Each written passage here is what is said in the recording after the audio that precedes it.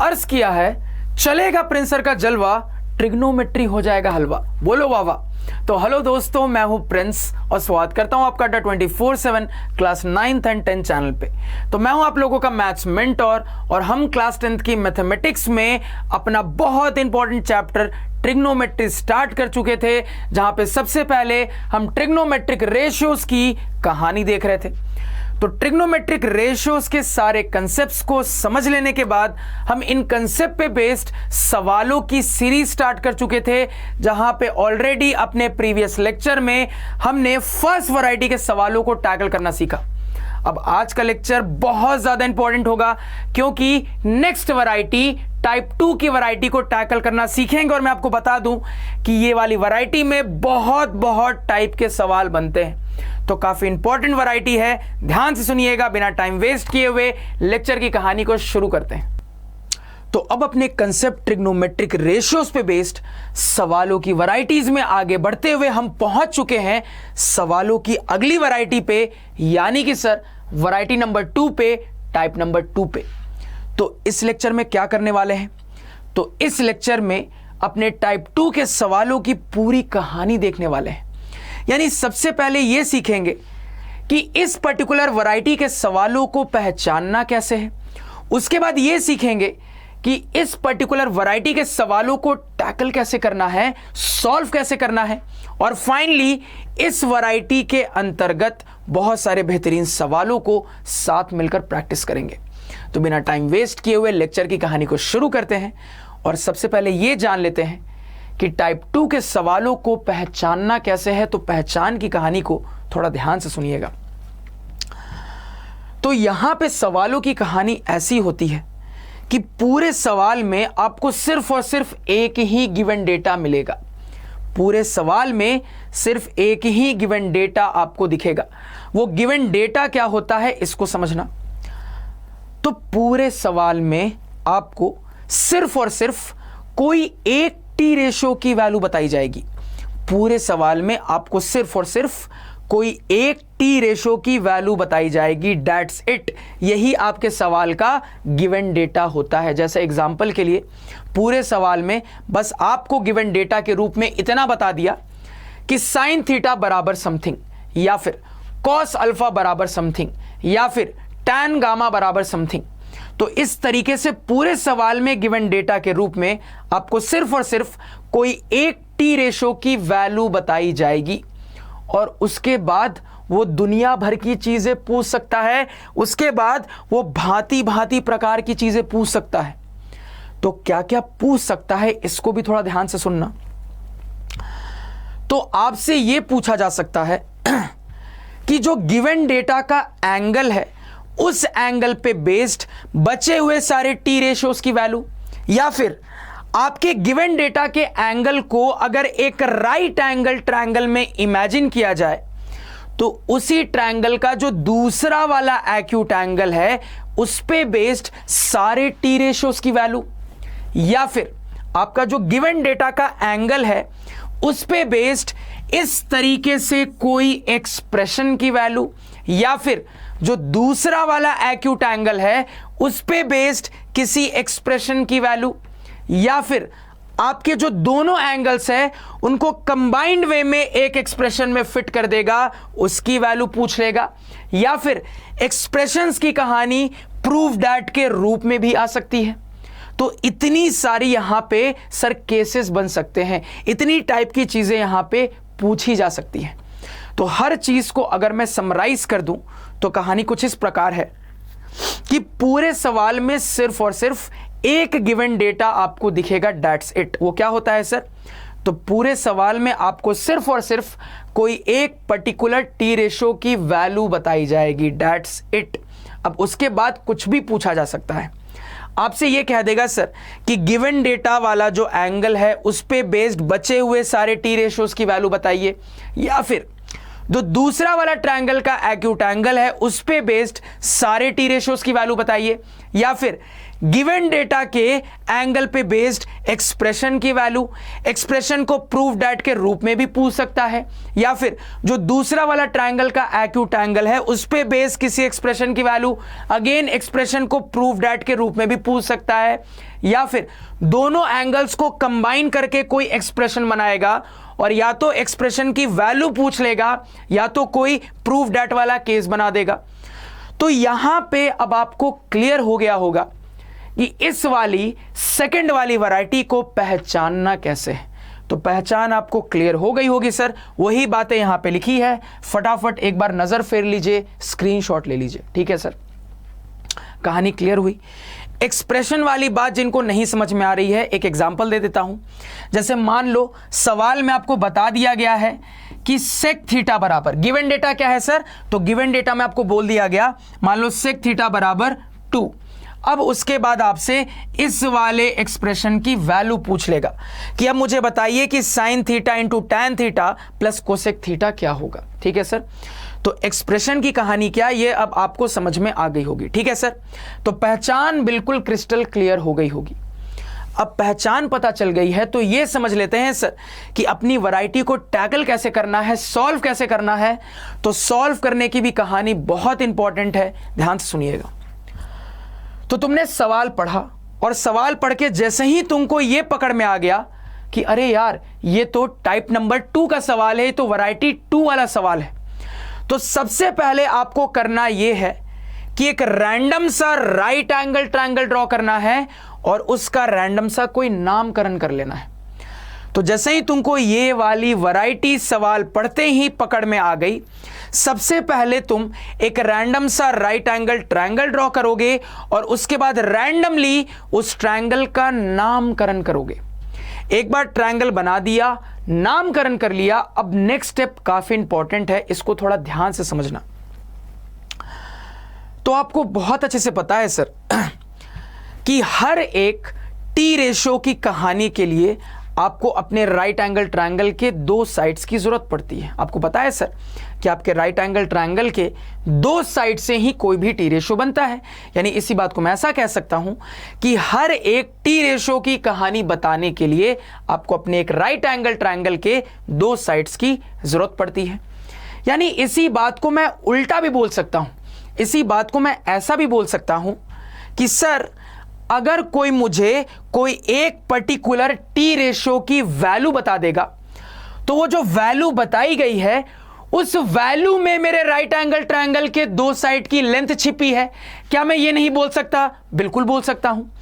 यानी कि सर ये जो गिवन डेटा के रूप में मुझे कोई एक पर्टिकुलर टी रेशो की वैल्यू बताई गई है, उस वैल्यू के अंदर मेरे राइट एंगल ट्रायंगल के 2 साइड की लेंथ छिपी है। तो हम उस वैल्यू की मदद से अपने राइट एंगल ट्रायंगल के 2 साइड्स की लेंथ पता कर लेंगे।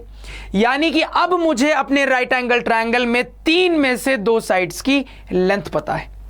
अब 3 में से 2 साइड्स की लेंथ पता है, आगे की कहानी आपको पता है क्या करना है। अब आगे आपको पता है सर कि तुरंत हम पाइथागोरस थ्योरम लगाएंगे और अपने राइट एंगल ट्रायंगल के बचे हुए साइड की भी लेंथ निकाल लेंगे। यानी अब मेरे पास जो राइट एंगल ट्रायंगल है उसके तीनों साइड्स मुझे पता है। और अगर मुझे अपने राइट एंगल ट्रायंगल के तीनों साइड्स पता है, फिर सवाल मुझसे दुनिया भर की कोई भी चीज पूछे सब निकाल सकते हैं, कोई दिक्कत नहीं है सर। तो यही सॉल्व करने के स्टेप्स होने वाले हैं। तो सिंपल तरीके से बोला जाए तो कहानी यह है कि जैसे ही तुमको ये वाली वैरायटी पकड़ में आई, सबसे पहले रैंडमली एक राइट एंगल ट्रायंगल को ड्रॉ करोगे, रैंडमली उसका नामकरण करोगे। उसके बाद आपका जो गिवन डेटा है, यानी कि गिवन डेटा के रूप में जो एक पर्टिकुलर टी रेशो की वैल्यू बताई गई है, उस वैल्यू की मदद से हम अपने राइट एंगल ट्रायंगल में 2 साइड्स को पता करते हैं। कैसे पता करते हैं ये आगे सीखेंगे, फिलहाल इतना जान लो सर कि उसी गिवन वैल्यू की मदद से हम अपने राइट एंगल ट्रायंगल के 3 में से 2 साइड्स के बारे में पता कर लेते हैं। उसके बाद पाइथागोरस थ्योरम की मदद से बचे हुए साइड के बारे में भी पता कर लेते हैं। अब मुझे अपने राइट एंगल ट्रायंगल के तीनों साइड्स के बारे में मालूम हो चुका है। अब आप मुझसे कुछ भी पूछ लो, सब निकाल सकते हैं बिना किसी दिक्कत के। और वही बात यहां पे लिखी हुई है, फटाफट एक बार स्क्रीनशॉट ले लो। क्लियर है सर? तो कहानी समझ में आए, बिल्कुल आनी चाहिए। तो मेरी बातों में जो भी आपको इंपॉर्टेंट लगा उसको आराम से वीडियो पॉज करके अपने लैंग्वेज में लिख लेना, क्योंकि आपको अपने नोट्स को खुद ही पढ़ना है, ठीक है सर। अब देखो, तो यहां पे पहचानने का तरीका सीखा और उसके बाद टैकल करने का भी तरीका सीखा। अब इसको एक सैंपल प्रॉब्लम में अप्लाई करते हैं, पहले समझिएगा। तो ये रहा आपका सैंपल प्रॉब्लम, पहले सवाल को पढ़ लेते हैं। सवाल कह रहा है कि given sin theta is equal to 1/2, अब find all other T ratios, उसके बाद find tan alpha and cot alpha where alpha is the other acute angle of the same triangle and value of expression sin theta into sec theta plus 1। एक और expression है cot theta into cot alpha minus sec theta। Sir तो सवाल की कहानी समझ लेते हैं, ध्यान से सुनना।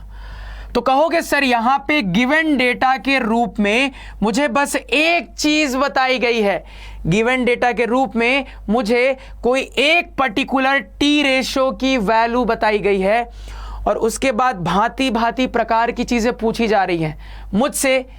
इसी गिवन डेटा वाले एंगल पे बेस्ड बचे हुए सारे टी रेशियोज की वैल्यू पूछी जा रही है। इसके साथ साथ जो दूसरा वाला ट्रायंगल का एक्यूट एंगल होगा उस पे बेस्ड tan अल्फा और cot अल्फा की वैल्यू पूछी जा रही है। उसके अलावा मुझसे इस वाले एक्सप्रेशन और इस वाले एक्सप्रेशन की वैल्यू पूछी जा रही है। तो वैरायटी पकड़ में आई क्या? बिल्कुल आ रही है सर, समझ में आ गया कि ये तो हमारा सेकंड वाला टाइप का सवाल है। अब वैरायटी पकड़ में आ चुकी है सर, सॉल्व करने के स्टेप्स जानते हो, फटाफट स्टेप्स को अप्लाई करो। तो वैरायटी पकड़ में आने के बाद मैंने बोला था कि सबसे पहले सब छोड़ छाड़ के रैंडमली एक राइट एंगल ट्रायंगल बनाते हैं और उसका नामकरण भी कर लेते हैं। तो क्या करेंगे सर, रैंडमली एक राइट एंगल ट्रायंगल को पहले ड्रॉ करेंगे, कर लिया सर।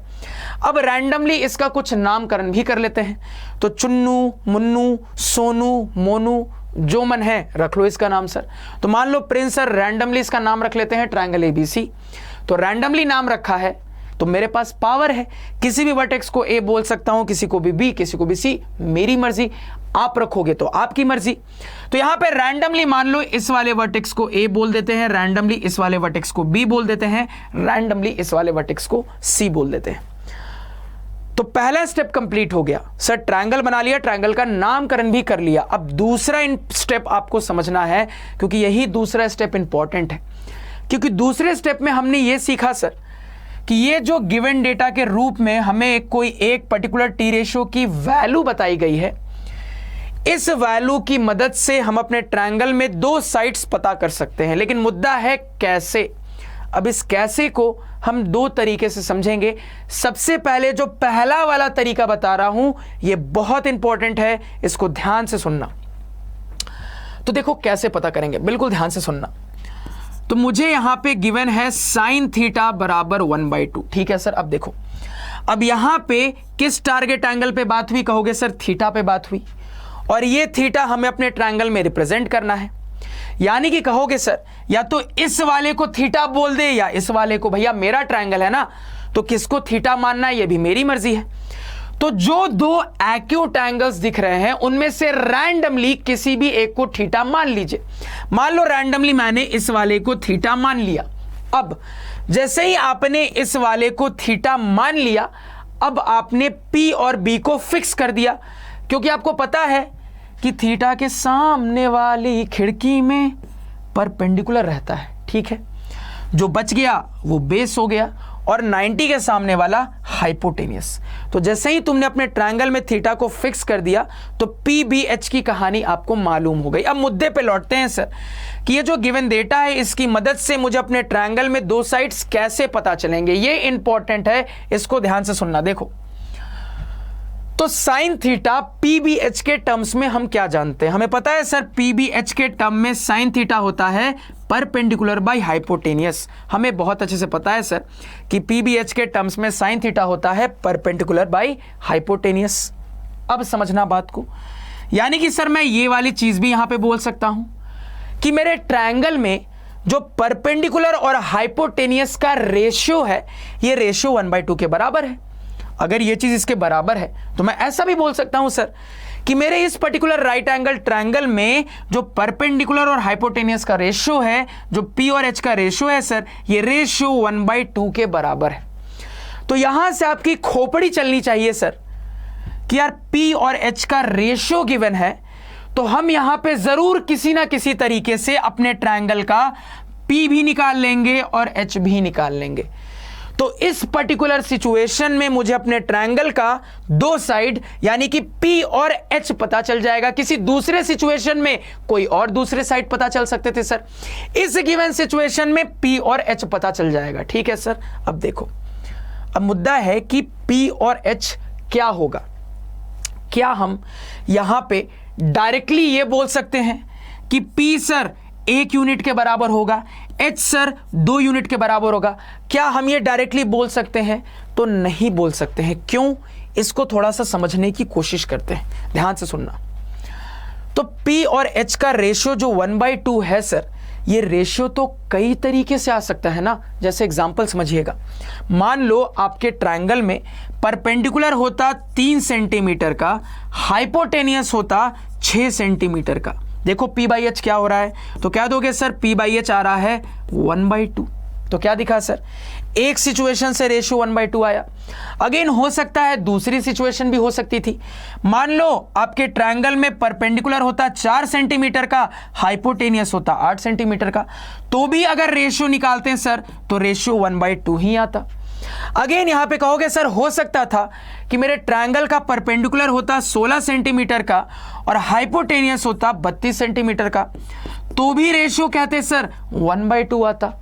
अगेन कहोगे सर ये भी हो सकता था कि परपेंडिकुलर होता 50 सेंटीमीटर का, हाइपोटेनियस होता 100 सेंटीमीटर का, तो भी रेशियो 1/2 आता। तो आपकी खोपड़ी चल रही है सर कि P/H का रेशियो ये जो 1/2 है सर, इसमें डायरेक्टली हम ऐसा नहीं बोल सकते कि परपेंडिकुलर 1 सेंटीमीटर का होगा और हाइपोटेनियस 2 सेंटीमीटर का होगा, क्योंकि सर कई सारी पॉसिबिलिटी हो सकती थी जिससे P और H का रेशियो लेने पे रेशियो 1/2 आ जाए। ये हमने यहां पे देख लिया कि कई सारी पॉसिबिलिटी यहां पे हो सकती थी सर, यानी कि ये बात डायरेक्टली बोल देना थोड़ा सा गलत हो जाएगा सर। सही बात है। अब देखो तो आखिर क्या किया जाए। अब इन सारे सिचुएशंस को थोड़ा सा ऑब्जर्व करते हैं, बिल्कुल ध्यान से सुनना, ऑब्जर्व करते हैं। सबसे पहले इस वाली सिचुएशन को देखें सर, 3/6। तो ये 3/6 सिंप्लीफाई क्यों हुआ? तो कहोगे सर ये 3/6 सिंप्लीफाई इसलिए हुआ क्योंकि इसी कहानी को ऐसे दिमाग में हमने इमेजिन किया, 3/1 डिवाइडेड बाई नीचे 6 को इमेजिन किया 3/2। यानी कि सर ये सिंप्लीफाई इसलिए हुआ क्योंकि दोनों में एक कॉमन फैक्टर था जो कि कट गया, तभी तो सिंप्लीफाई हुआ सर। दोनों में कोई कॉमन फैक्टर था जो कि कट गया, इसलिए ये सिंप्लीफाई हुआ।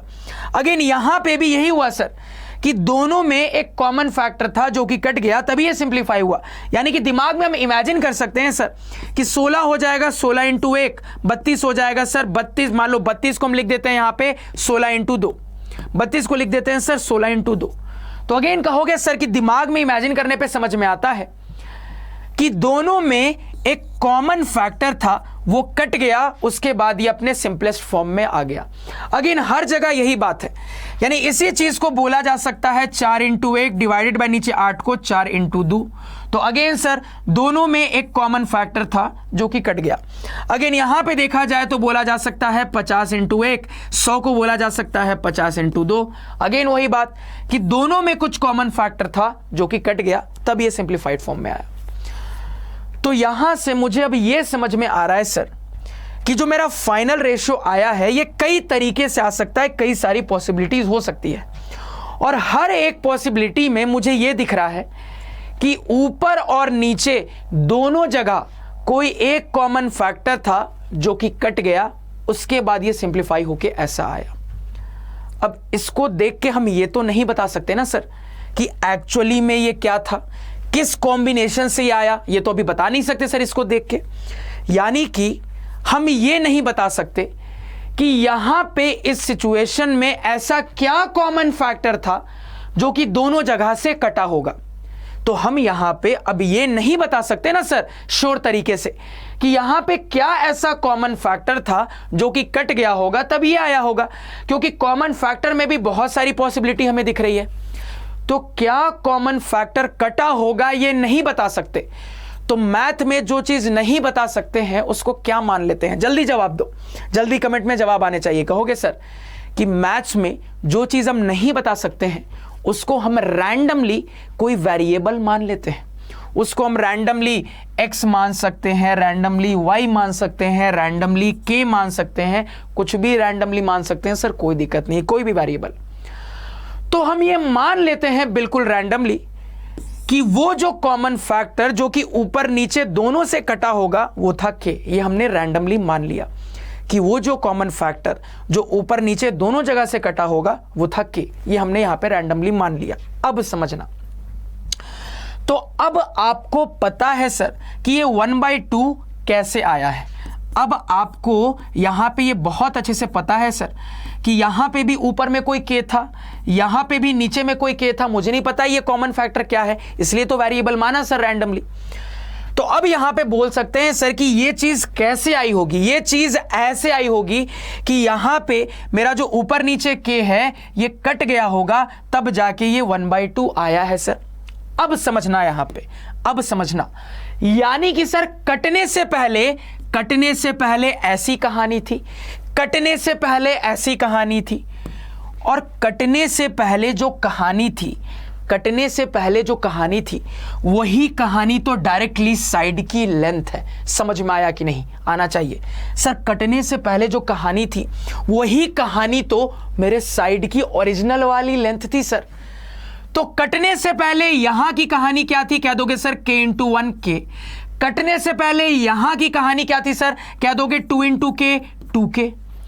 तो कटने से पहले ये जो कहानी थी ऊपर नीचे की, यही कहानी तो मेरे ट्रायंगल के लेंथ है सर एक्चुअली में। ये हमने यहां पे देखा सर। तो अब मुझे समझ में आ गया है कि किस तरीके से प्रिंस सर बोल रहे थे कि हम अपने गिवन रेशियो की मदद से अपने ट्रायंगल के 2 लेंथ तक पहुंच सकते हैं। तो अब यहां पे हम बोल देंगे, अब यहां पे हम कह देंगे कि भैया जी ये जो रेशियो है ये रेशियो है p/h का, यानी कटने से पहले p क्या रहा होगा, h क्या रहा होगा, ये मालूम चल गया है। यानी अब मुझे मालूम चल गया है कि एक्चुअली में मेरे ट्रायंगल का परपेंडिकुलर कितने यूनिट्स का है और हाइपोटेनियस कितने यूनिट्स का है। फटाफट जो भी जरूरी लग रहा है स्क्रीनशॉट लीजिए। क्लियर है सर? तो अब मुझे पता चल गया है कि कैसे हम अपने रेशियो की मदद से ट्रायंगल के एक्चुअल लेंथ पे जाते हैं। तो बिल्कुल सिंपल तरीका है, हम रैंडमली एक वेरिएबल मानते हैं, ये कुछ भी हो सकता है, जैसे मैंने k माना, और उस वेरिएबल को जब न्यूमरेटर डिनोमिनेटर दोनों से मल्टीप्लाई कर देते हैं तो मुझे अपने ट्रायंगल की दोनों साइड्स निकल के आ जाती है जो कि रेशियो के हिसाब से कनेक्ट होती है। इस सिचुएशन में ये कनेक्शन है परपेंडिकुलर और हाइपोटेनियस का। तो मुझे पता चल गया है सर कि ये है मेरे ट्रायंगल का परपेंडिकुलर, ये है मेरे ट्रायंगल का हाइपोटेनियस। सर लिख लीजिए, पता चल गया ना लेंथ, लिख लीजिए सर फिगर में। तो यहां पे अगर फिगर में लिखें तो बोल देंगे सर परपेंडिकुलर है k यूनिट्स का, परपेंडिकुलर आपका हो गया k यूनिट्स का, लिख लेते हैं सर, परपेंडिकुलर हो गया k यूनिट्स का, और हाइपोटेनियस हो गया 2k यूनिट्स का, हाइपोटेनियस हो गया सर 2k यूनिट्स का। ये हमने यहां पे लिख लिया सर। फटाफट पहले इतनी कहानी को नोट डाउन कर लीजिए, तब तक मैं थोड़ा सा बोर्ड क्लियर कर देता हूं। फटाफट इतनी कहानी को नोट डाउन करिए सर तेजी से, तब तक प्रिंस सर यहां पे बोर्ड क्लियर कर देते हैं। ध्यान से देखिएगा सर।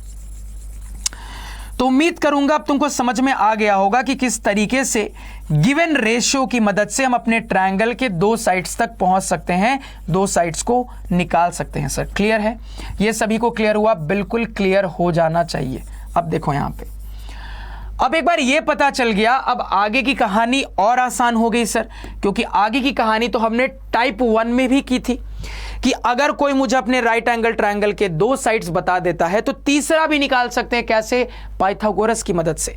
तो पाइथागोरस थ्योरम लगाते हैं सर।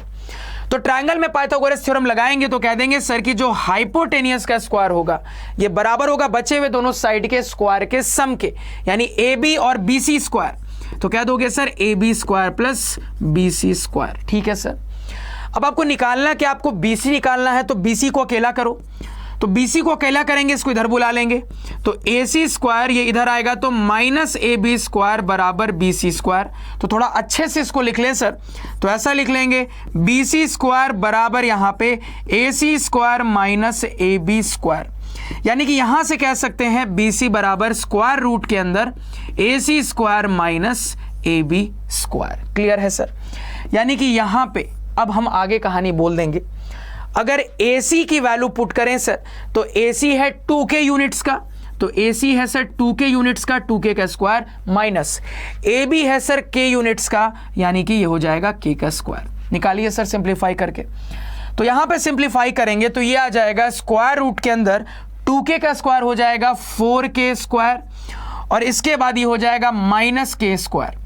तो 4K स्क्वायर में K स्क्वायर घटाओगे सर 3K स्क्वायर बचेगा, सिंप्लीफाई करोगे सर, तो यहां से ये वाला जो टर्म है ये बाहर लाया जा सकता है रूट के। क्या बाहर आएगा सर, तो कहोगे K बाहर आ जाएगा, रूट के अंदर 3 अभी भी बंद रहेगा सर, तो K रूट 3 बोलो या रूट 3 इंटू K बोलो, एक ही बात है सर। तो हमने अपने ट्रायंगल का बचा हुआ साइड भी कैलकुलेट कर लिया सिचुएशन के हिसाब से, ये आ रहा है रूट 3 इंटू K। ये कहानी क्लियर हुई, इतना यूनिट्स। ठीक है सर, ये हमने यहाँ पे निकाल लिया। क्लियर है, यूनिट्स क्यों लिख रहे हैं सर, क्योंकि मुझे पता नहीं है ना कि सेंटीमीटर था कि मीटर था किलोमीटर था, इसलिए यूनिट्स लिख के चल रहे हैं सर। फटाफट पहले इतनी कहानी नोट डाउन करो। अब तुम्हारा काम हो चुका है, तुम्हारा काम बिल्कुल कंप्लीट हो चुका है, क्योंकि अब यहां पे कुछ भी सवाल पूछे, चूंकि आपको ट्रायंगल के तीनों साइड पता चल गए हैं, तो कुछ भी सवाल पूछे आप इजीली कैलकुलेट कर सकते हो। लेकिन यहां पे आपके मन में एक छोटा सा डाउट आ रहा होगा, कुछ बच्चों के दिमाग में एक डाउट आ रहा होगा। डाउट ये आ रहा होगा कि सर एक बात बताइए, सर के सवाल में पहले से तो था नहीं। सही बात है सर, के आप जबरदस्ती लाए हैं, बिल्कुल सही बात है सर। तो अब जब आगे जाके कहीं पे भी किसी भी टी रेशो की बात करेंगे सर, तो उसमें तो के आएगा ना, तो ये तो गलत चीज है। आप तो जबरदस्ती के लाए हैं, तो के आंसर में कैसे आएगा, तो थोड़ा सा लॉजिक लगाओ, आपका लॉजिक चलना चाहिए। अब हम किसी भी टी रेशो पे बात करेंगे तो रेशो पे बात कर रहे हैं ना, रेशो का मतलब है 2 साइड उठाएंगे। अब आप इनमें से कोई भी 2 साइड उठाओगे सर, तो दोनों ही जगह के आएगा। तो जब रेशियो लोगे तो के और के कैंसिल होके खत्म हो जाएगा, यानी इस के से कोई फर्क नहीं पड़ेगा। तो जिन भी बच्चों के दिमाग में ये डाउट आ रहा था कि सर आपने जबरदस्ती के लाया है तो आंसर में ये के दिखने लगेगा, तो नहीं दिखेगा सर, के से फर्क नहीं पड़ेगा, क्योंकि जब रेशियो की बात करेंगे तो के अल्टीमेटली कैंसिल आउट हो जाएगा सर। तो ये डाउट भी मैंने क्लियर कर दिया। अब यहाँ पे अपने सवाल पे लौटते हैं, जो भी चीजें पूछी जा रही थी फटाफट निकालते हैं सर। देखो, तो मुझे साइन बताया गया है सर, साइन थीटा, यानी बचे हुए सारे टी रेशियोज इस वाले टारगेट एंगल यानी थीटा पे निकालने हैं। तो क्या क्या निकालना है सर, कॉस थीटा सबसे पहले निकाल लेते हैं। कॉस थीटा क्या होता है सर, क्या दोगे, कॉस होता है बेस बाई हाइपोटेनियस, तो ये हो जाएगा base by hypotenuse. Value putting करेंगे सर, तो बेस है आपका रूट 3 इंटू के यूनिट्स का, डिवाइडेड बाई हाइपोटेनियस है आपका 2K यूनिट्स का। तो क्या दिखा, जो बात मैंने आपको बोली थी, के और के कट गया, अल्टीमेटली आ रहा है रूट 3/2। तो कॉस थीटा आ रहा है रूट 3/2। इसको थोड़ा सा ऊपर लिख लेते हैं सर, कॉस थीटा आ रहा है आपका रूट 3/2। ठीक है सर, और देखो यहां पे, अब मान लो यहां पे निकाल लेते हैं आपका टैन थीटा। टैन थीटा क्या हो जाएगा सर, तो टैन होता है P/B, परपेंडिकुलर बाई बेस, तो P/B हो जाएगा sir K units by root 3K units, K units by root 3K units. Again K से के कट गया, यानी कि 1/√3 आ रहा है आपका टैन थीटा। इसको भी लिख लेते हैं सर, टैन थीटा आ रहा है आपका 1/√3, इसको भी लिख लिया सर। और देखिए, अब मान लो कॉट थीटा निकालने कहा जाता, कॉट थीटा बराबर है, देखो आप PBH के मदद से भी कर सकते हो या थोड़ा सा लॉजिक लगा के भी। कॉट होता है सर 1/tan, 1/tan कर दोगे तो क्या हो जाएगा, 1/1/√3, यानी कि √3 हो जाएगा सीधे सर दिमाग में। तो यहां पे लिख लेते हैं कॉट थीटा बराबर आपका √3, क्योंकि आपको पता है टैन कॉट एक दूसरे के रेसिप्रोकल होते हैं, तो वैल्यू को भी रेसिप्रोकल कर दिया। अब कॉट के बाद मान लो कोसेक की बात कर लेते हैं, कोसेक थीटा। अब अगेन लॉजिक से निकालेंगे सर, पी बी एच से तो निकाल ही सकते हो लॉजिक से।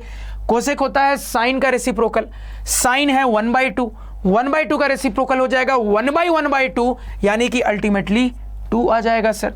तो इसको भी लिख लेते हैं, कोसेक, कोसेक हो जाएगा यहां पे आपका 2, लिख लिया सर। सेक की बात कर लेते हैं, सेक थीटा क्या हो जाएगा सर, अगेन आप पी बी एच से भी बना सकते हो, या सेक होता है आपका कॉस का रेसिप्रोकल, कॉस आपने निकाला है √3/2, इसका रेसिप्रोकल हो जाएगा 1/√3/2, यानी कि 2/√3। तो सेक आ रहा है 2/√3, यहां पे क्या दोगे, सेक थीटा हो जाएगा आपका 2/√3। ठीक है सर, लिख लिया हमने। तो सवाल का इतना पार्ट हमने सॉल्व कर लिया कि इसी एंगल थीटा पे बचे हुए सारे टी रेशियोज को निकालना। ठीक, अब देखो आगे का पार्ट, ध्यान से सुनना। अब आगे कहा जा रहा है सर कि मुझे tan अल्फा कॉट अल्फा निकालना। आप कहोगे सर ये अल्फा किस चिड़िया का नाम है, थीटा तो दिख रहा है, अल्फा क्या है सर, अल्फा कौन सा एंगल है, तो आगे बताया गया है अल्फा के बारे में, where alpha is other acute angle of the same triangle. यानी जिस ट्रायंगल में आपने थीटा की बात की, उसी ट्रायंगल में जो दूसरा वाला एक्यूट एंगल है वो अल्फा है। अब तुमने जब अपना ट्रायंगल बनाया तो इस वाले एक्यूट को थीटा माना, यानी कि जो दूसरा वाला एक्यूट बच गया वो अल्फा हो जाएगा, सिंपल सर। तो ये जो दूसरा वाला बच गया ये क्या हो जाएगा, अल्फा हो जाएगा। अब समझना, अब यहां पे टारगेट एंगल चेंज हो गया है तो इस हिसाब से पी बी की कहानी बदल जाएगी। टारगेट एंगल चेंज हो गया है तो इस हिसाब से पी बी की कहानी बदल जाएगी। क्या हो जाएगी सर, तो बोलोगे कि मेरे टारगेट एंगल के सामने वाली खिड़की में परपेंडिकुलर रहता है, यानी कि ये बेस हो जाएगा सर। ठीक है, अब इस हिसाब से tan अल्फा कॉट अल्फा निकाल सकते हैं, निकाल लेते हैं सर। कह दोगे यहां पे tan अल्फा बराबर, tan क्या होता है सर, परपेंडिकुलर बाय बेस।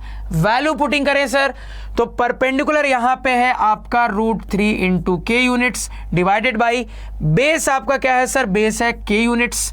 तो के से के कट गया, ये आ रहा है √3/1, यानी कि सिंपल लफ्जों में √3 निकल के आ रहा है सर। तो tan अल्फा आ गया आपका √3, इसको लिख लेते हैं, tan अल्फा आ रहा है √3, इसको हमने यहां पे लिख लिया। और क्या निकालना है, कॉट अल्फा, बहुत आसान हो गया सर। आप पीबीएच की सहायता से भी बना सकते हो, या फिर आप लॉजिक लगाओ, कॉट होता है tan का रेसिप्रोकल, यानी कि कॉट हो जाएगा 1/tan, यानी कि 1/√3 हो जाएगा। सीधे सीधे निकल के आ गया सर आपका कॉट अल्फा भी। तो क्या दोगे सर, कॉट अल्फा हो जाएगा 1/√3। ये सभी को यहाँ पे क्लियर हुआ, क्लियर होना चाहिए, फटाफट इतना नोट डाउन करो। तो सवाल में ये पार्ट सॉल्व कर लिया, ये पार्ट सॉल्व कर लिया। अब देखो आगे क्या कहा जा रहा है। अब मुझे इन दो एक्सप्रेशंस की वैल्यू निकालनी है। सबसे पहले ये वाला एक्सप्रेशन देखते हैं। सबसे पहले अगर हम यहां पे ये वाला एक्सप्रेशन देखें सर, तो ये एक्सप्रेशन है sine theta into sec theta, इसके बाद आपका +1। वैल्यू पुटिंग कर दो सर, सब तो आपको पता है, वैल्यू पुटिंग करो। साइन थीटा गिवन ही आपको 1/2 सीधे लिख लिया, इंटू सेक थीटा आपने निकाला है, कितना आ रहा है सर, 2/√3 लिख लिया यहाँ पे 2/√3। इसके बाद इतना +1 कर दिया, तो कहोगे सर 2 से 2 कट गया, ये आ रहा है 1/√3 +1। ठीक है सर, ये आपकी वैल्यू आ गई सर। फटाफट कहानी नोट डाउन करिए। तो इस वाले एक्सप्रेशन की वैल्यू हमने निकाल ली सर। ये वैल्यू कितनी आ रही है, ये आ रही है सर 1 + 1/√3, सिंपल। अब इस वाले एक्सप्रेशन की भी वैल्यू निकाल लेते हैं, इसको थोड़ा ध्यान से सुनना। इस वाले एक्सप्रेशन की भी वैल्यू निकाल लेते हैं, बिल्कुल ध्यान से सुनिएगा सर यहाँ पे। तो ये वाला एक्सप्रेशन है cot theta into cos alpha minus sec theta. देखते हैं सर, कॉट थीटा, तो थीटा यहां है सर, कॉट थीटा है √3 इंटू कॉस अल्फा। अब देखो कॉस अल्फा हमने नहीं निकाला अभी तक, तो कॉस अल्फा पहले निकालना पड़ेगा सर। तो कॉस अल्फा यहीं पे देखो क्या हो जाएगा थोड़ा सा। तो कॉस क्या होता है सर, कॉस होता है बेस बाई हाइपोटेनियस, यानी b/h, यानी ये हो जाएगा k डिवाइडेड बाई 2k। तो k से k कटा, वैल्यू आ रही है 1/2। तो कॉस अल्फा की वैल्यू 1/2 पुट करो सर। तो 1/2 माइनस सेक थीटा है 2/√3, कितना है सर, 2/√3 आपका निकल के आ रहा है। तो यहां पे सॉल्व करेंगे तो ये हो जाएगा सर √3/2, और यहाँ पे -2/√3। सिंप्लीफाई करना तुम जानते हो, अभी फिलहाल हम कंसेप्ट समझ रहे हैं, सिंप्लीफिकेशन पे ज़्यादा ध्यान नहीं देंगे, कंसेप्ट समझने पे ध्यान देंगे सर, ठीक है। तो वैल्यू निकल के अगेन आंखों के सामने आ गई है सर। तो मतलब कंसेप्ट समझ चुके हैं, अब कुछ भी पूछा जाए कोई दिक्कत नहीं है। तो इस टाइप में सीखने लायक दो ही चीज़ें हैं। पहली चीज़ तो ये कि वैरायटी पहचानना कैसे है, और दूसरी चीज़ ये कि जो एक टी रेशियो आपको गिवन होता है उसकी मदद से आप अपने ट्रायंगल के दो साइड्स तक कैसे पहुंचते हो, ये हमने बहुत अच्छे से यहाँ पे सीख लिया। सवाल धोए मुड़ गया सर। अब ध्यान से मेरी बात को सुनना, ठीक है सर। तो ये यहाँ पे टैकल करने का पहला मेथड हमने देखा। अब टैकल करने का एक दूसरा मेथड भी सिखा रहा हूं, इसको भी ध्यान से सुनना। बहुत सारे बुक्स में आपको दूसरा वाला मेथड भी मिलेगा। इसके लिए पहले थोड़ा सा स्क्रीन को क्लियर कर लेते हैं, बहुत इंपॉर्टेंट है सर, ध्यान से सुनना। स्क्रीन को क्लियर कर रहे हैं, ये दूसरा मेथड भी काफी इंपॉर्टेंट है, काफी काम का है, टाइम सेविंग मेथड है। ध्यान से यहां पे सुनिएगा हर बात को, बिल्कुल ध्यान से सर। पहले थोड़ा सा बोर्ड को इरेज कर लेते हैं। तो यहाँ पे बोर्ड को इरेज कर लिया, यहाँ पे सर अपने डायग्राम में इन चीज़ों को भी इरेज कर देते हैं, इन चीज़ों को भी इरेज कर देते हैं यहाँ पे।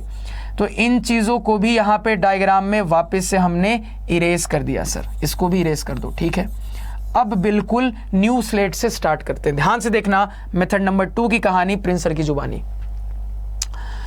तो मेथड नंबर 2 भी वैसे ही काम करेगा, यानी कि सर बेसिक स्टेप वही है कि सबसे पहले सब छोड़ छाड़ के रैंडमली एक राइट एंगल ट्रायंगल बनाओगे, रैंडमली उसका नामकरण करोगे। अब उसके बाद नेक्स्ट स्टेप वही है सर कि ये जो आपका गिवन टी रेशियो है कि sin थीटा बराबर 1/2, मुद्दा ये है कि इसकी मदद से अपने ट्रायंगल के दो साइड्स निकाले। तो निकाले कैसे? एक तरीका तो हमने निकालने का देखा, एक और तरीका जानो। अब ध्यान से सुनना, कंफ्यूज मत होना, ध्यान से सुनना। देखो, तो आपको पता है सर साइन पीबीएच के टर्म में क्या होता है? पीबीएच के टर्म में होता है सर परपेंडिकुलर बाय हाइपोटेनियस। अब थीटा बना दिया तो फिक्स है, सामने वाली खिड़की में परपेंडिकुलर रहता है, ये हाइपोटेनियस हो गया और ये आपका बेस हो गया। ठीक है सर, ये क्लियर है। तो साइन थीटा इसके बराबर होता है, यानी ये वाली बात यहां पे भी बोल सकते हैं। ठीक है सर। अब देखो, तो पहले मेथड में हमने ये जाना था सर कि डायरेक्टली ये बोल देना कि P1 यूनिट्स का होगा, H2 यूनिट्स का होगा। ये गलत बात है, क्योंकि मुझे पता है सर कि ये जो 1/2 आया है ये कई तरीके से आ सकता था। अब कौन सा कॉमन फैक्टर कटा मुझे तो नहीं पता, कौन सा कॉमन फैक्टर ये आने के लिए एलिमिनेट हुआ होगा ये मुझे तो नहीं पता, इसलिए तो हम कोई वेरिएबल मान के चलते थे। अब देखो इस दूसरे मेथड को बिल्कुल ध्यान से सुनना। तो दूसरा मेथड कहता है तुम तो डायरेक्टली मान लो कि यही P यही H, सिंपल।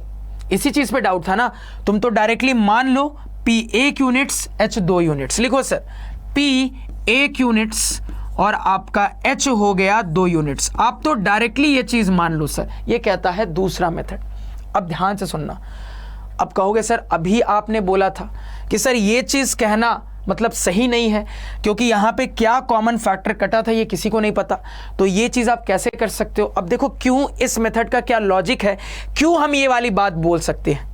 तो कारण ये है कि आपने पहले वाले मेथड में देखा सर कि अल्टीमेटली आगे जाके जब हम दूसरे टी रेशियोज की बात करते हैं तो वो जो के वेरिएबल हमने यूज किया वो तो एलिमिनेट हो जाता है, तो उस केस से कोई फर्क तो पड़ा नहीं।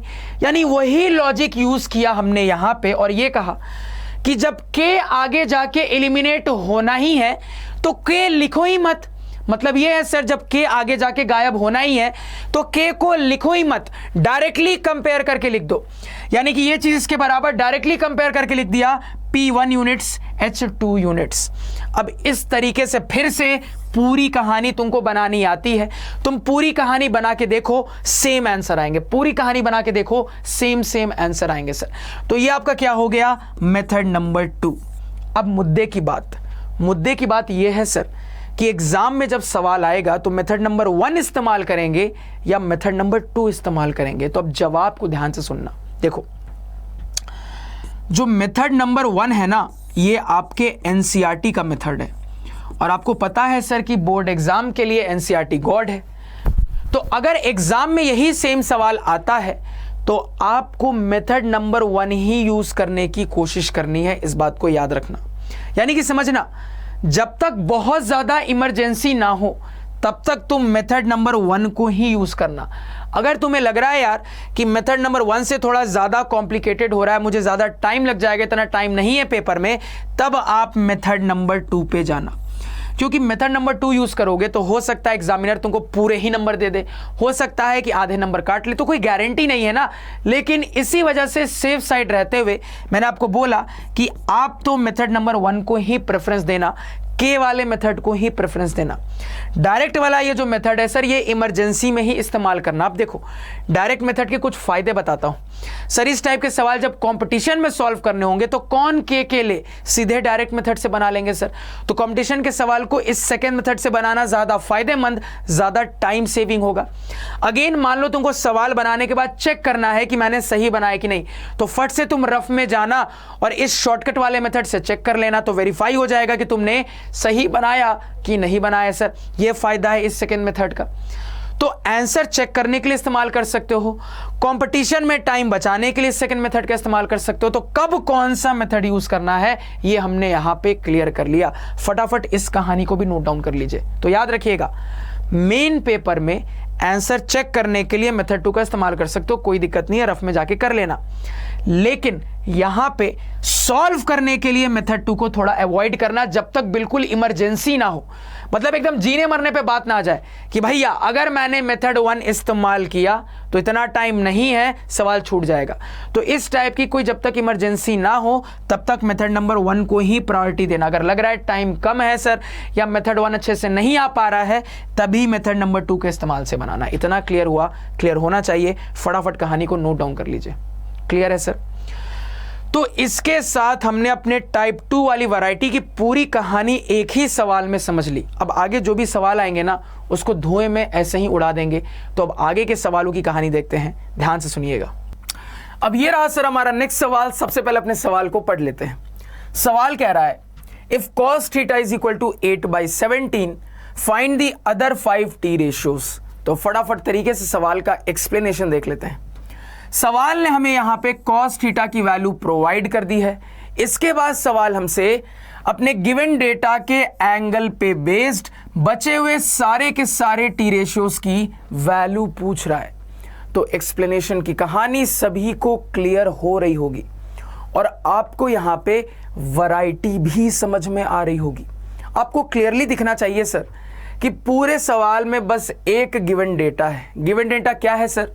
तो कहोगे पूरे सवाल में सिर्फ और सिर्फ कोई एक टी रेशियो की वैल्यू प्रोवाइड की गई है और उसके बाद अपने गिवन डेटा के एंगल पे बेस्ड बचे हुए सारे के सारे टी रेशियोज की वैल्यू पूछी जा रही है, जिससे यह कंफर्म होता है कि ये तो हमारे टाइप 2 वाली वैरायटी है।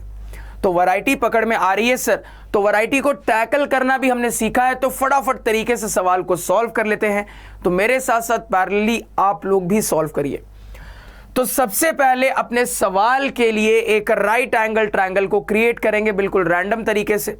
तो मान लो बिल्कुल रैंडमली प्रिंस सर ने यहां पे एक राइट एंगल ट्रायंगल को कुछ इस तरीके से क्रिएट कर लिया है, जहां पे ट्रायंगल का 90 डिग्री वाला इंटीरियर एंगल इस वर्टेक्स पे। अब बारी आती है ट्रायंगल के नामकरण की।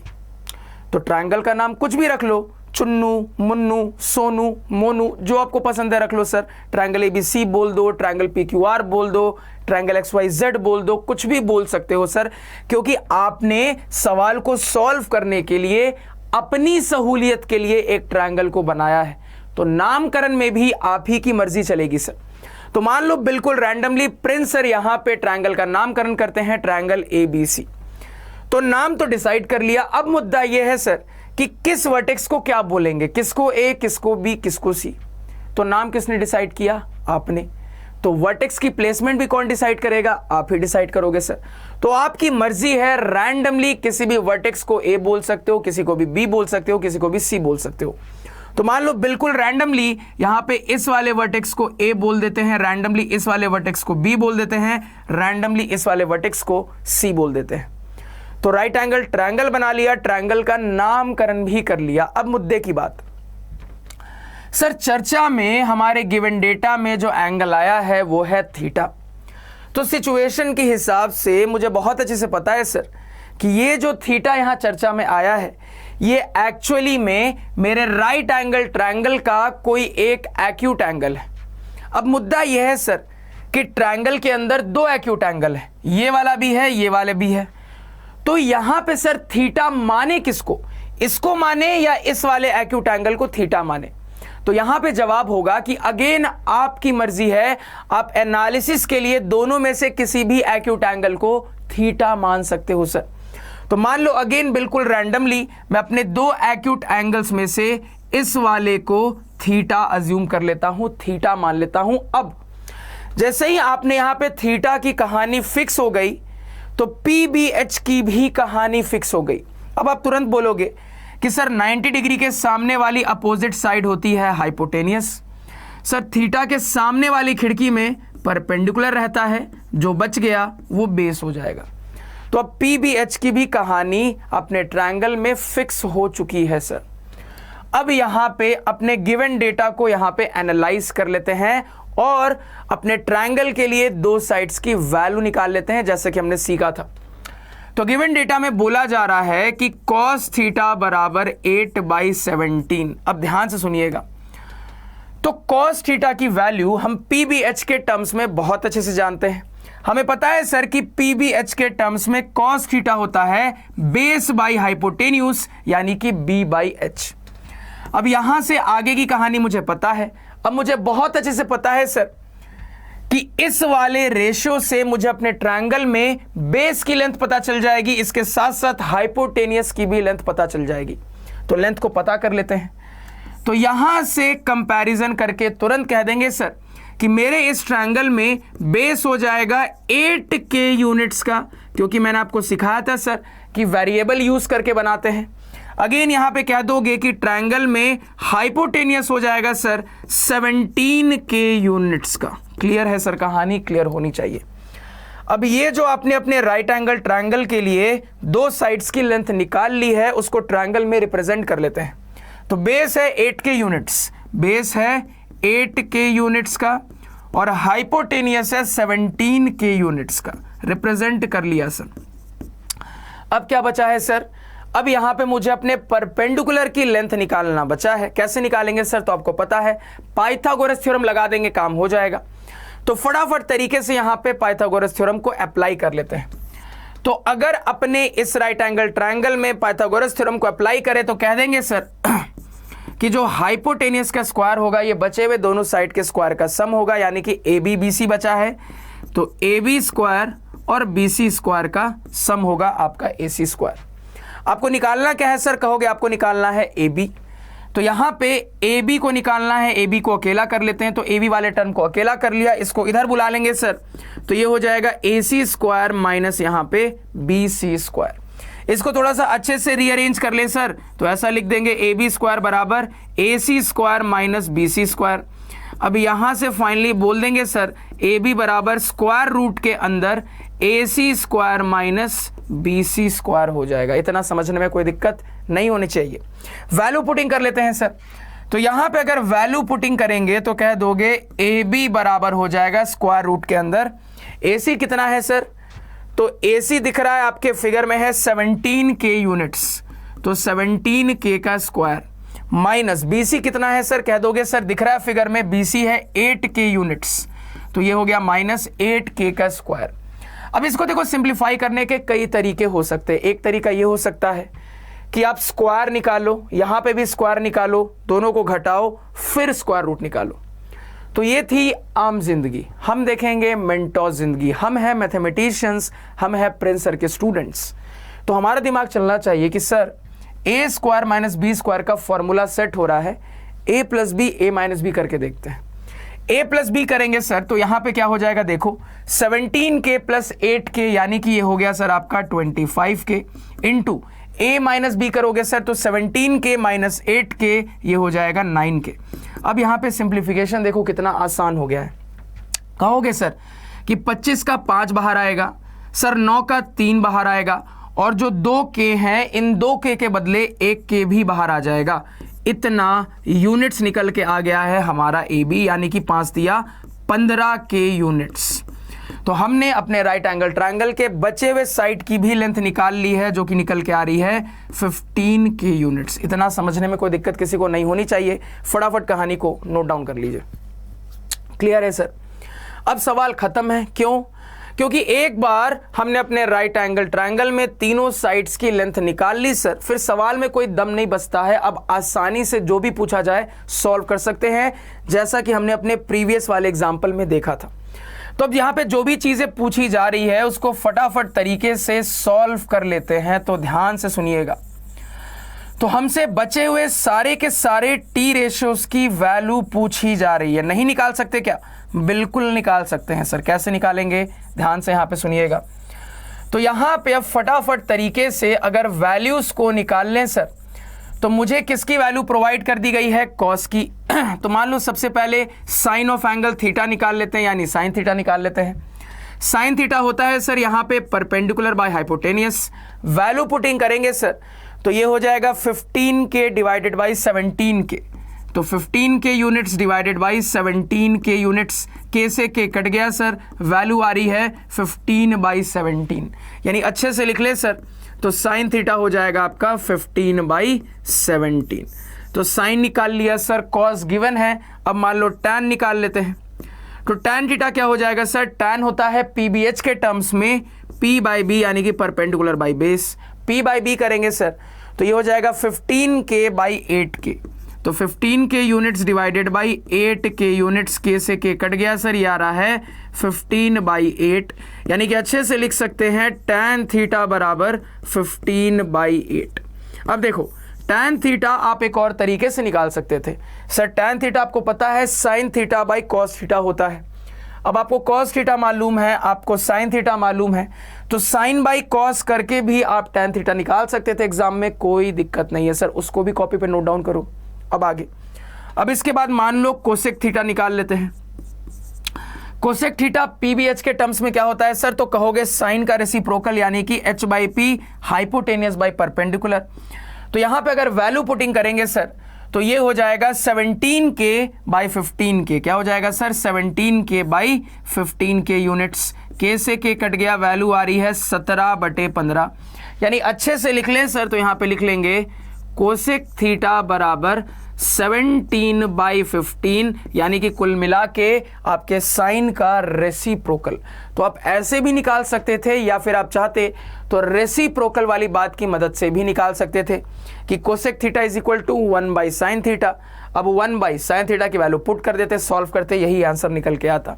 अब सेक निकाल लेते हैं सर। तो सेक थीटा पीबीएच के टर्म्स में क्या हो जाएगा? क्या दोगे सर? कॉस का रेसिप्रोकल। अब ध्यान से सुनिएगा, अब वहां पे जाने की जरूरत ही नहीं है सर। कॉस आपको दिख रहा है, इसका रेसिप्रोकल सीधे लिख दो। रेसिप्रोकल यहां से हो जाएगा सर इसका 17/8। सिंपल लॉजिक है सर। 8/17 का रेसिप्रोकल हो जाएगा 17/8। तो डायरेक्टली आपने यहां पे सेक भी निकाल लिया। तो रिमेनिंग 5 टी रेशियोज की वैल्यू पूछी जा रही थी, आपने निकाल लिया। 1 2 3 4, एक और बच गया। कौन बचा है सर? कॉट बचा है। कॉट भी निकाल लेते हैं। तो कॉट थीटा क्या हो जाएगा सर? टैन का रेसिप्रोकल। तो रेसिप्रोकल वाली बात से भी निकाल सकते हो या फिर पीबीएच के तरीके से भी निकाल सकते हो। मान लो मैं पीबीएच का तरीका लिख लेता हूं सर। तो कॉट क्या हो जाएगा? टैन का रेसिप्रोकल, यानी कि ये हो जाएगा base by perpendicular. Value putting करेंगे सर, तो ये हो जाएगा 8k divided by 15k। 8k units divided by 15k units, के से के गया, ये आ रहा है सर 8/15। तो यहां से निकाल लिया है कॉट थीटा बराबर 8/15। तो हमने यहां पे रिमेनिंग 5 टी रेशियोज की वैल्यू कैलकुलेट कर ली है। तो हमेशा याद रखिएगा, जब बचे हुए सारे टी रेशियोज की वैल्यू पूछता है तो एक बार हमेशा गिन लिया कीजिए कि कुछ रह गया क्या, सब निकाल लिया ना। तो ये चीज गिनना एक बार जरूरी है, ठीक है सर। तो ओवर कॉन्फिडेंस में मत रहना कि हाँ सब निकाल ही लिया होगा। एक बार गिन के देख लेना कि सारे के सारे बचे हुए तुमने निकाले कि नहीं निकाले। फटाफट कहानी को नोट डाउन करिए। क्लियर है सर कहानी? मान लो यही सवाल अगर ऑब्जेक्टिव में आता सर, तो क्या करते? के मान के बनाने की जरूरत नहीं थी सर, डायरेक्टली कंपेयर कर लेते। डायरेक्टली कंपेयर करके यहां पे हम सॉल्व कर सकते थे, जैसा कि मैंने आपको लास्ट सवाल में सिखाया था। मान लो रफ में आंसर चेक करना है, अगेन डायरेक्टली कंपेयर करके फटाफट तरीके से रफ में कहानी को देख सकते थे। तो याद रखिएगा, ये इंपॉर्टेंट है कि यही मेन आपके एनसीईआरटी का मेथड है, यही प्रॉपर मेथड है जो कि आपको अपने एग्जाम में भी फॉलो करना है। तो अगर सवाल इस टाइप का आएगा तो इसी मेथड से बनाइएगा। वो वाला मेथड तभी इस्तेमाल करिएगा जब बिल्कुल जीने मरने पे बात आ जाए, बहुत ज़्यादा इमरजेंसी लगे, तभी इस्तेमाल करना, वरना उस मेथड को अवॉइड करना। वो मेथड कब यूज़ करना है, किस किस सिचुएशन में यूज़ करना है, ये ऑलरेडी मैंने आपको सिखा दिया था। ठीक है सर, तो फटाफट स्क्रीनशॉट ले लो। अब देखो, अब यही जो चीज़ आपको लिख के बताई, इसका प्रॉपर प्रेजेंटेशन देख लेते हैं। प्रेजेंटेशन को थोड़ा ध्यान से यहाँ पे सुनिएगा, देखो ध्यान से। तो कहानी यह है सर कि सबसे पहले अपने सवाल के लिए हम अपना ट्रायंगल बनाते हैं, अपना फिगर बनाते हैं, वो आपने यहाँ पे बना दिया। अगेन नामकरण भी कर लिया। अब ये जो काम आपने किया है इसको आपको बताना पड़ेगा बोल के सॉल्यूशन के स्टार्ट में ही। तो सॉल्यूशन के स्टार्ट में ही आपने बोला कि consider a right angle triangle ABC। ठीक है सर, अब देखो ट्रायंगल की बात बोली, साथ साथ तुम्हें यह भी बताना पड़ेगा कि तुमने इन दोनों एक्यूट एंगल में से किसी एक को थीटा माना है। तो ये वाली बात भी बताइए। तो हमने बताया कि हमने अपने इस ट्रायंगल में एंगल C को थीटा माना है सर। तो इतनी बात आपको गिवन डेटा में पहले लिखनी पड़ेगी। अब ये लिखने के बाद आगे क्या करना है सर, तो आगे आपको पता है कि अपने गिवन डेटा को यूज करके ट्रायंगल के दो साइड्स पता करने हैं। तो वो आपने यहाँ पे लाइन से किया जैसे कि मैंने आपको सिखाया। अब ये करने के बाद आपको अपने ट्रायंगल के दोनों साइड्स पता चल जाएंगे, उसको आपने अपने ट्रायंगल में रिप्रेजेंट कर लिया। अब तीसरा साइड भी पता करना है, उसके लिए लगाना पड़ेगा पाइथागोरस। वो भी आपने यहाँ पे किया कि नाउ यूजिंग पाइथागोरस थ्योरम, यहाँ पे अपनी इक्वेशन लिखी, उसको सिंप्लीफाई करते चले गए और अपने ट्रायंगल के बचे हुए साइड की भी लेंथ निकाल ली। एक बार लेंथ निकाल ली तो उसको भी रिप्रेजेंट कर लिया। अब एक बार यहाँ पे आपके ट्रायंगल के तीनों साइड्स की लेंथ आ गई, ये पूरा आपने लिख लिया। अब आपको करना यह है कि बारी बारी से सारे टी रेशियोज पे बात करनी है। तो पहले इसका स्क्रीनशॉट ले लो। ठीक है सर, प्रॉपर प्रेजेंटेशन है ये, ध्यान से स्क्रीनशॉट लीजिएगा। अब इसके बाद आगे सारे टी रेशियोज की लाइन से बात कर लेंगे सर। तो साइन पे बात कर ली, टैन पे कर ली, कोसेक पे कर ली, सेक पे कर ली, कॉट पे कर ली। फटाफट नोट डाउन कर लीजिए। क्लियर है कहानी सर? तो यहाँ पे एक बात को ध्यान में रखिएगा सर कि जब आप सॉल्व करते हो, जब यहाँ पे आप टी रेशियोज की वैल्यू निकालते हो, तो आप दोनों तरीके से कर सकते हो। यानी कि टैन को आप PBH की कहानी से भी निकाल सकते हो, या फिर टैन होता है साइन बाई कॉस। तो अगर आपको साइन और कॉस गिवन है तो उनकी मदद से भी निकाल सकते हो। अगेन सेक को, कोसेक को, इनको आप PBH की मदद से निकाल सकते हो, या फिर ये रेसिप्रोकल होते हैं। किसके रेसिप्रोकल होते हैं? तो ये साइन कॉस के रेसिप्रोकल होते हैं, उस कंसेप्ट से भी निकाल सकते हो। अगेन यहाँ पे कहोगे सर कि कॉट को PBH की कहानी से भी निकाल सकते हो, या फिर आप ये भी कह सकते हो सर कि कॉट होता है टैन का रेसिप्रोकल, उस फंडे से भी निकाल सकते हो। यानी दोनों तरीके से आप यहाँ पे टी रेशियोज के साथ PBH के तरीके से भी खेल सकते हो, या फिर फॉर्मूला के कहानी से भी खेल सकते हो। इस बात को याद रखिएगा, अच्छे से कॉपी पे लिख लीजिए। क्लियर है सर? बिल्कुल क्लियर होना चाहिए। तो यहाँ पे अब चलते हैं नेक्स्ट सवाल पे। नेक्स्ट सवाल की कहानी समझते हैं, ध्यान से सुनिएगा। अब ये रहा सर हमारा नेक्स्ट सवाल, और ये एक बहुत तगड़ा सवाल है, बड़ा शानदार सवाल है। इस सवाल को देखोगे तो लगेगा बड़ा इजी सवाल है, लेकिन जब सवाल को बनाने जाओगे ना तो अटकने लगोगे। अब सवाल क्यों इतना खास है, सॉल्यूशन में समझेंगे। ध्यान से सवाल की कहानी को सुनिएगा। सबसे पहले अपने सवाल को पढ़ लेते हैं। सवाल कह रहा है if sin A is equal to 3/5 find cos A and tan A। फटाफट तरीके से सवाल का एक्सप्लेनेशन देख लेते हैं। सवाल ने हमें यहां पे sin A की वैल्यू प्रोवाइड कर दी है। इसके बाद सवाल हमसे अपने गिवन डेटा के एंगल पे बेस्ड दो और टी रेशियोज की वैल्यू पूछ रहा है। सवाल हमसे अपने गिवन डेटा के एंगल पे बेस्ड cos A, इसी के साथ साथ tan A की भी वैल्यू पूछ रहा है। तो एक्सप्लेनेशन की कहानी सभी को क्लियर हुई, बिल्कुल क्लियर होनी चाहिए। इसके साथ साथ आप लोगों को यह भी समझ में आ रहा होगा कि सर ये तो टाइप 2 वाली वैरायटी है जिसको हम टैकल करना जानते हैं। तो बिना टाइम वेस्ट किए हुए सॉल्व कर लेते हैं। तो सबसे पहले सवाल के सिचुएशन के हिसाब से रैंडम तरीके से एक राइट एंगल ट्रायंगल को क्रिएट कर लेंगे। तो यहां पे बिल्कुल रैंडम तरीके से एक राइट एंगल ट्रायंगल को हमने क्रिएट कर लिया सर। अब बारी आती है ट्रायंगल के नामकरण की। आपके लिए एक सवाल है, सवाल सुनिएगा, वीडियो पॉज करिएगा, 30 सेकंड सोचिएगा, फिर जवाब दीजिएगा। सवाल यह है कि ये जो सवाल के अनुसार हमने राइट एंगल ट्रायंगल ड्रॉ किया है, क्या हम इस ट्रायंगल का कुछ भी नाम रख सकते हैं? क्या मैं इसको Chunnu, Munnu, Sonu, Monu, triangle ABC, PQR, XYZ, कुछ भी बोल सकता हूं। ये मेरा सवाल है। वीडियो पॉज करिए, सोचिए। तो अगर आपका जवाब ये आ रहा है कि सर इसका नाम कुछ भी रख सकते हैं, तो आप गलत हो।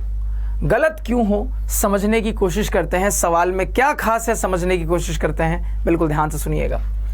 सर अगर मैं आपसे पूछूं कि ये जो गिवन डेटा है, इसमें इस वाले पार्ट को यानी कि सर LHS को कैसे पढ़ेंगे, तो क्या जवाब दोगे? आप कहोगे सर इसको पढ़ने के हम दो तरीके जानते हैं। सिंपल वाला तरीका ये है कि हम बोल दें साइन ए, और अच्छा वाला तरीका ये है कि हम बोले साइन ऑफ एंगल ए। क्या बोले sir? Sine of angle A.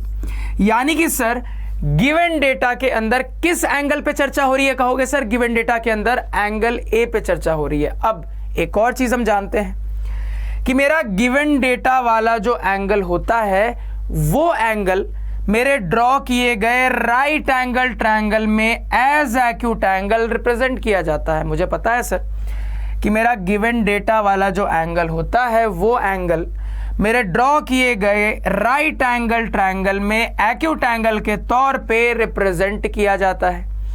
यानी कि सर एंगल ए जो है, ये मेरे राइट एंगल ट्रायंगल में एक्यूट एंगल के तौर पे रिप्रेजेंट होना चाहिए।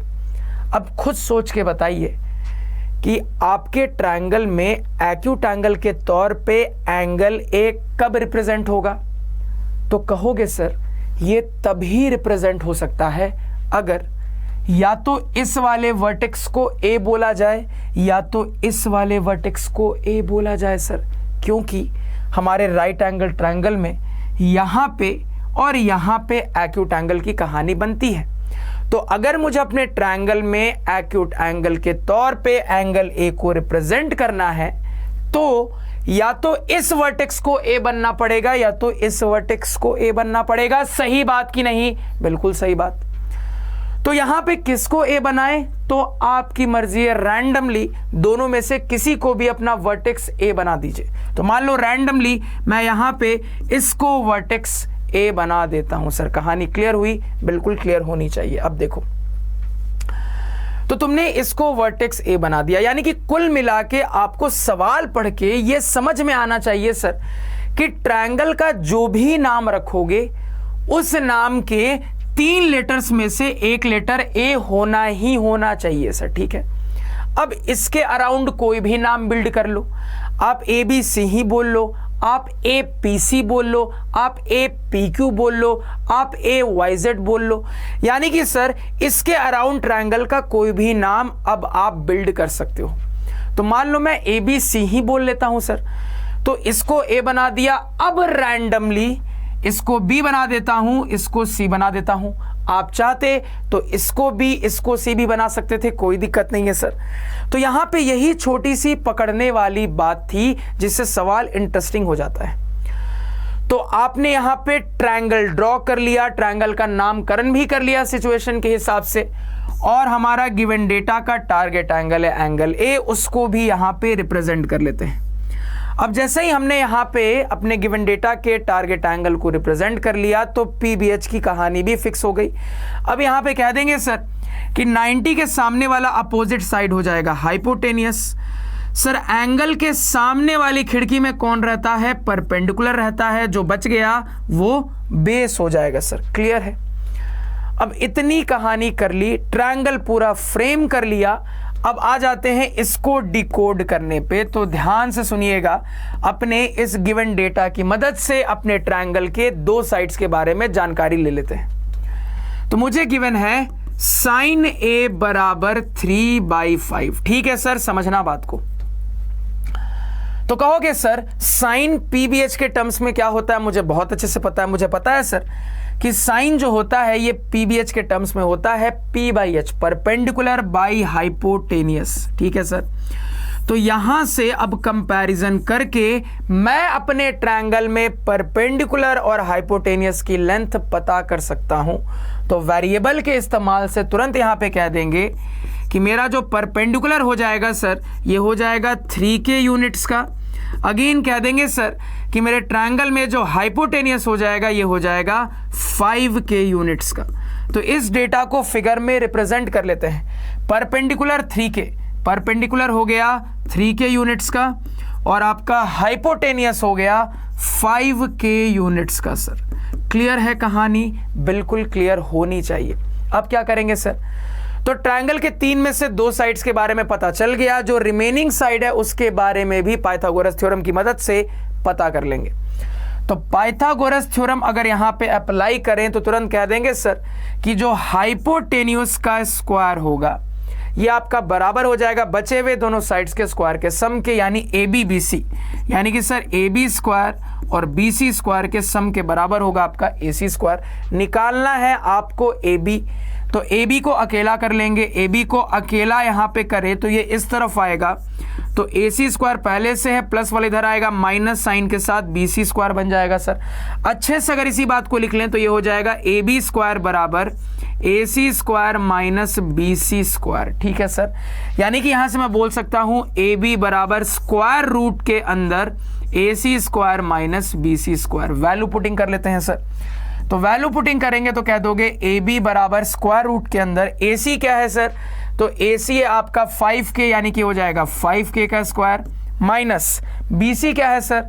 तो कहोगे कि BC है 3k, यानी कि हो जाएगा 3k का स्क्वायर। ठीक है सर, तो सिंपल डेटा है, सीधे स्क्वायर करके घटा लेते हैं सर। आप चाहो तो a square minus b square का फॉर्मूला लगा के भी सॉल्व कर सकते हो, कोई दिक्कत नहीं है। तो ये यहां पे हो जाएगा sir 25k square minus 9k square, जो कि यहां पे बचेगा 16k स्क्वायर, जिसका स्क्वायर रूट ले लेंगे तो ये हो जाएगा 4k यूनिट्स। तो हमने कैलकुलेट कर लिया है सर, AB की लेंथ हो जाएगी 4k यूनिट्स। क्लियर है कहानी? क्लियर होनी चाहिए। लिख लेते हैं सर, AB आ गया 4k यूनिट्स। ठीक है सर, अब आगे तो ट्रायंगल के तीनों ही साइड्स के बारे में पता चल गया। अब दुनिया का कोई भी टी रेशो पूछे इजीली निकाल सकते। क्या क्या पूछा गया है? सबसे पहले cos A पूछा गया है, तो cos A बता देते हैं सर। तो cos क्या होता है? PBH के टर्म्स में हम जानते हैं cos होता है बेस बाई हाइपोटेनियस, यानी कि B/H। वैल्यू पुटिंग करें सर तो बेस बाई हाइपोटेनियस हो जाएगा 4k डिवाइडेड बाई 5k। तो 4k units divided by 5k units, k से k कटा सर, वैल्यू आ जाएगी 4/5। तो हमने यहां पे cos ऑफ एंगल ए पता कर लिया है। अब अगेन सवाल के अनुसार tan ऑफ एंगल ए भी पता कर लेते हैं। तो PBH के टर्म में अगेन जानते हैं सर कि tan होता है P/B परपेंडिकुलर बाई बेस। तो यहां पे अगर वैल्यू पुटिंग कर लें सर तो कहानी हो जाएगी P/B की 3k डिवाइडेड बाई 4k। क्या हो जाएगा sir? P/B 3k divided by 4k। तो लिख लेते हैं 3k units by 4k units, k से k कटा सर, वैल्यू आ रही है यहाँ पे 3/4। तो जो भी पूछा जा रहा था इजीली कैलकुलेट कर लिया है। फटाफट कहानी को नोट डाउन कर लीजिए। क्लियर है सर? अब देखो सर, आप tan A एक और तरीके से पता कर सकते थे। आपको cos A पता चल गया, आपको sin A पता था, sin A by cos A कर देते तो भी tan A आ जाता। इस तरीके से भी बना सकते थे, कोई दिक्कत नहीं है सर। ठीक है, तो अब इसी चीज को प्रॉपर तरीके से एग्जाम में प्रेजेंट कैसे करना है ये एक बार देख लेते हैं। ध्यान से सुनिएगा। तो ये आपका प्रेजेंटेशन का तरीका होने वाला है। पहले एक बार स्क्रीनशॉट ले लीजिए, समझा देता हूं। क्या करोगे सर?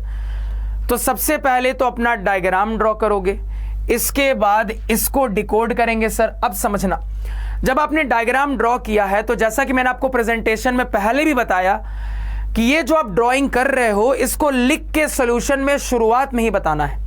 तो आपने शुरुआत में ही लिख के बताया, consider a right angle triangle ABC for the given situation. ठीक है सर, सिचुएशन के हिसाब से तुमने एक ट्रायंगल कंसीडर किया है, उसका नामकरण तुमने बता दिया। अब उसके बाद इसकी डिकोडिंग स्टार्ट करते हैं। डिकोडिंग स्टार्ट की सर, यहां पे अपने इस डेटा की मदद से ट्रायंगल के 2 साइड्स की लेंथ पता चल गई सर, उसको हमने फिगर में रिप्रेजेंट किया।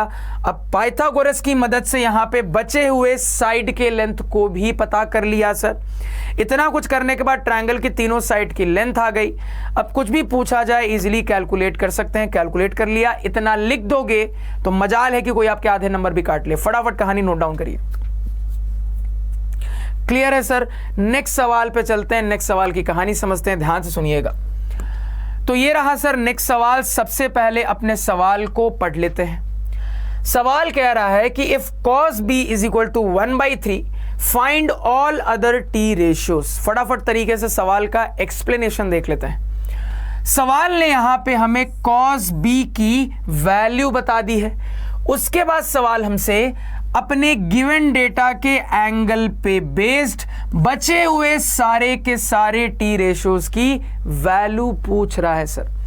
तो सवाल का एक्सप्लेनेशन सभी को क्लियर हुआ? बिल्कुल क्लियर होना चाहिए। अगेन ये भी समझ में आना चाहिए कि ये भी हमारे टाइप 2 वाली ही वैरायटी है जिसको सॉल्व करना जानते हैं। फटाफट सॉल्व कर लेते हैं। अगेन देखिए सर, ट्रिकी वाला सवाल है। तो सबसे पहले अगर डायग्राम क्रिएट कर लेंगे तो रैंडमली एक राइट एंगल ट्रायंगल को ड्रॉ कर लिया। अब बारी है नामकरण की। फिर से लॉजिक लगाओ। तो कहोगे सर यहां पे भी लास्ट सवाल जैसी ही सिचुएशन है, इसको पढ़ेंगे cos b या फिर cos ऑफ एंगल b, यानी कि गिवन डेटा में चर्चा वाला एंगल है एंगल b, यानी एंगल b मुझे अपने ट्रायंगल में एक्यूट एंगल के तौर पे दिखना चाहिए। मतलब ये है कि या तो ये b हो या तो ये b हो। मान लो रैंडमली मैं यहां पे इसको b बना देता हूं, रैंडमली सर इसको b बना दिया। अब इसके अराउंड कोई भी ट्रायंगल का नाम बिल्ड कर लीजिए। मान लो मैं ABC ही बिल्ड कर लेता हूं सर। तो रैंडमली मैं इसको A लिख देता हूं, इसको C लिख देता हूं। आप चाहते इसको A इसको C भी लिखते तो कोई दिक्कत नहीं थी। ध्यान ये रखना है कि इन दोनों में से एक कोई आपका B होना ही चाहिए सर, ये बहुत जरूरी बात है। अब एक बार ट्रायंगल बना लिया, ट्रायंगल का नामकरण भी हमने कंप्लीट कर लिया सर। उसके बाद आगे की कहानी हम जानते हैं। हम अपने गिवन डेटा को उठा लेते हैं और सिंप्लीफाई करना स्टार्ट करते हैं। तो गिवन डेटा है सर cos b बराबर 1/3। तो लॉजिक जानते हैं, इस डेटा की मदद से अपने ट्रायंगल के दो साइड्स हम पता कर लेंगे। अब देखो अगेन यहां पे टारगेट क्या है सर? टारगेट एंगल है एंगल b। तो एंगल b को हाईलाइट कर लिया जाए। एंगल b को हाईलाइट कर लिया, इस हिसाब से PBH की कहानी बना देते हैं।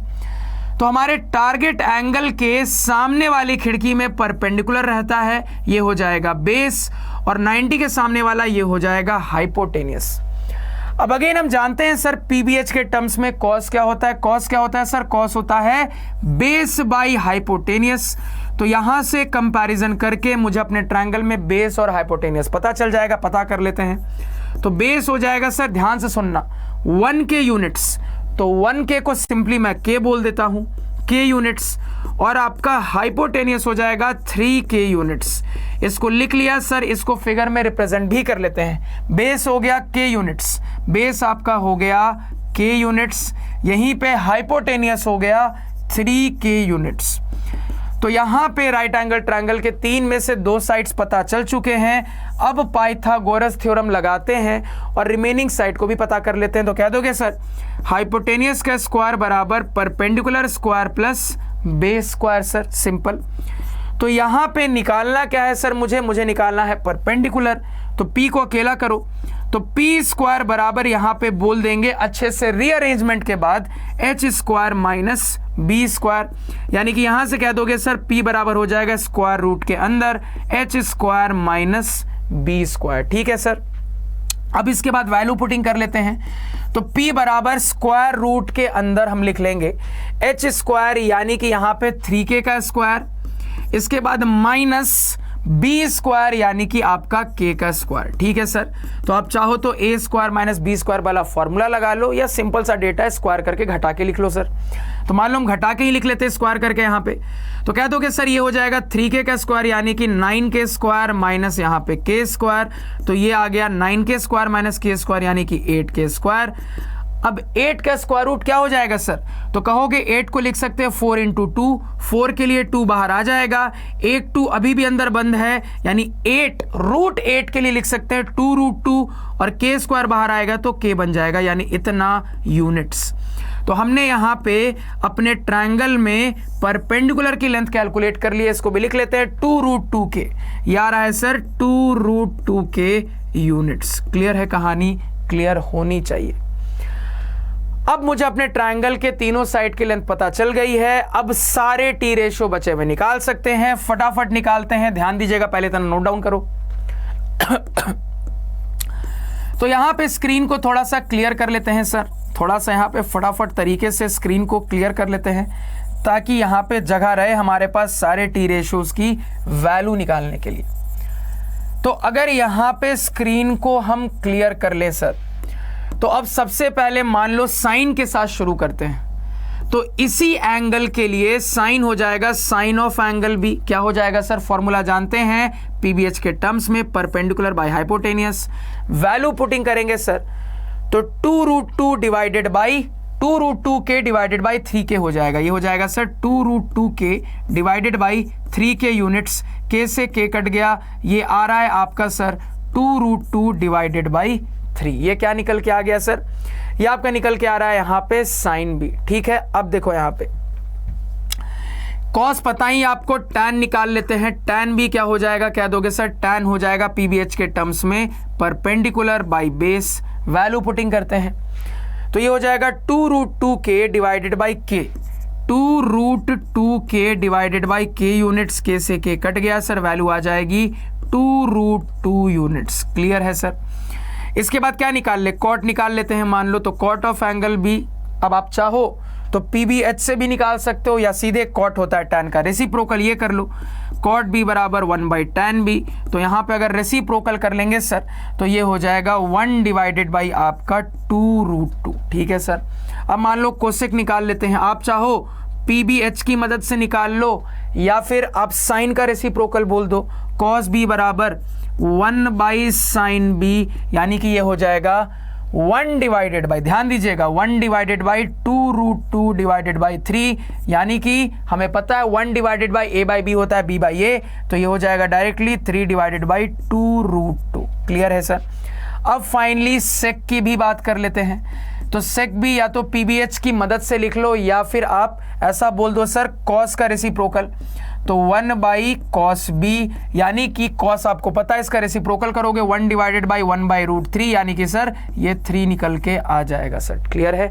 तो सारे रिमेनिंग टी रेशियोज निकाल लिए हैं। तो टोटल 6 होते हैं सर। 6 में से गिवन था, यानी ये 5 होने चाहिए। एक बार गिन लेते हैं, 1 2 3 4 और ये 5। तो क्रॉस चेक भी कर लिया कि रिमेनिंग सारे टी रेशियोज की वैल्यू हमने निकाल ली है। इसी को अब अच्छे से प्रेजेंट करना आपका होमवर्क रहेगा, क्योंकि प्रेजेंटेशन तुम लोग ऑलरेडी जानते हो। फटाफट कहानी को नोट डाउन करो।